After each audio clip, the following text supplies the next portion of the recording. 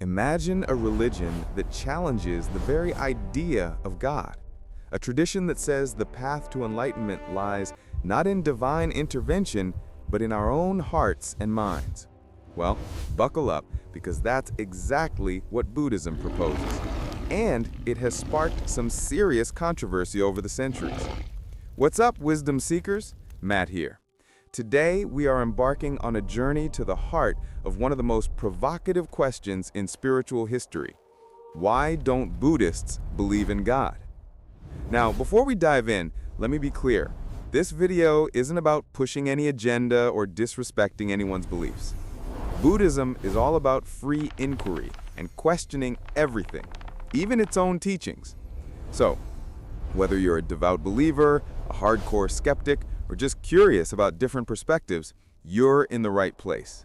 Our mission is to explore, to challenge our assumptions, and to open our minds to new possibilities. You ready? Let's go. When we say God, we usually mean an all-powerful, all-knowing creator who rules the universe, right? Well, here's the thing. The Buddha himself never really focused on this idea. He was a pragmatist. He was more interested in solving the problem of human suffering, the anxiety, the dissatisfaction, the pain, in the here and now. He wasn't interested in speculating about ultimate origins. In fact, when asked about the nature of God and the universe, the Buddha often remained silent. He called these unanswerable questions, saying they were irrelevant to the path of liberation. It was like asking a doctor to describe the hometown of the man who made the poison arrow instead of just pulling the arrow out. Fast forward a few centuries, and we find most Buddhist traditions embracing a non-theistic worldview. Now, this doesn't necessarily mean they are atheists in the modern sense. Some Buddhist cultures do have various deities and supernatural beings, but these beings are not seen as all-powerful creators. They are seen more as symbolic representations of enlightened qualities, or simply other beings still caught in the same cycle of existence as us. So why the departure from the creator-God idea?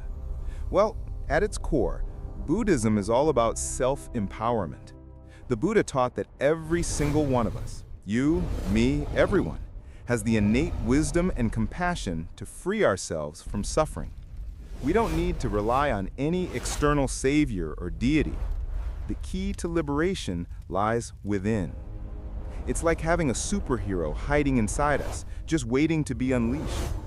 This idea of radical personal responsibility is a total game changer. Peace is not found It means in the our absence happiness of noise, and our spiritual but in the growth stillness are in our of the own heart. hands.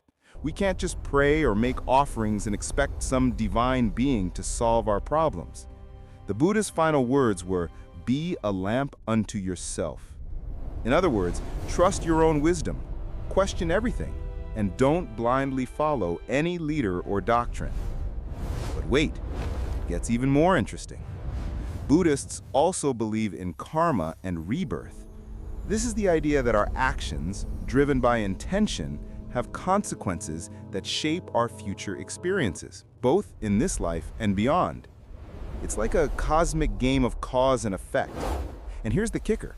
There's no need for a divine judge or a heavenly accountant keeping score.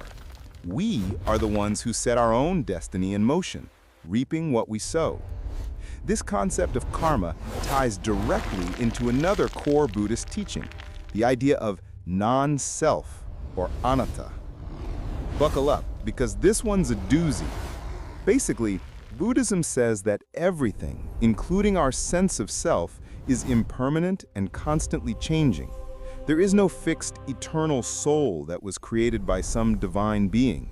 Instead, we are more like an ever-shifting stream of thoughts, feelings, and experiences.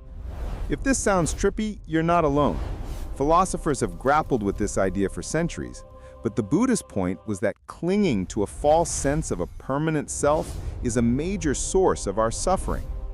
By letting go of our ego and embracing the flow of change, we can find true freedom. Now, all of this might sound pretty abstract and intellectual, but the Buddha was all about direct experience. He didn't want us to just take his word for it. He wanted us to taste the truth for ourselves.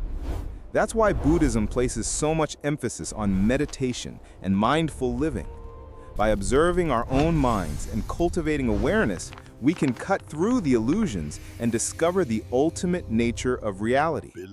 And that's the crux of the matter. Buddhists believe that the highest truth is beyond words, beyond concepts, and even beyond beliefs. It can only be known through direct insight. So, rather than arguing about the existence of God, Buddhism invites us to embark on a personal journey of self-discovery. It's like a spiritual treasure hunt, with the ultimate prize being the realization of our own boundless wisdom and compassion. This emphasis on direct experience over blind faith is laid out in the famous Kalama Sutta. The Buddha tells a group of skeptics not to blindly believe anything.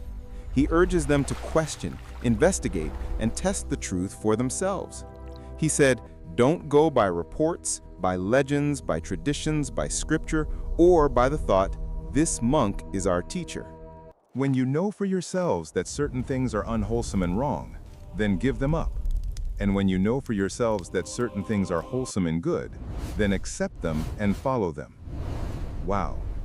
We've covered a lot of ground. The Buddhist perspective on God might be controversial, but it challenges us to rethink our assumptions about spirituality. Instead of relying on external saviors, Buddhism urges us to look within, to question deeply, and to trust our own experience. Whether you agree with these ideas or not, you gotta admit, that's a pretty bold and empowering approach. So, my fellow truth seekers, what do you make of all this? Do you find the Buddhist perspective intriguing, challenging, or maybe even liberating? Let me know in the comments. And if you enjoyed this exploration, be sure to hit that like button and subscribe for more mind-expanding content. Remember, the ultimate answers aren't found in any holy book or YouTube video. They're waiting to be discovered in the depths of your own awareness. Stay curious, stay compassionate, and I'll see you on the next adventure.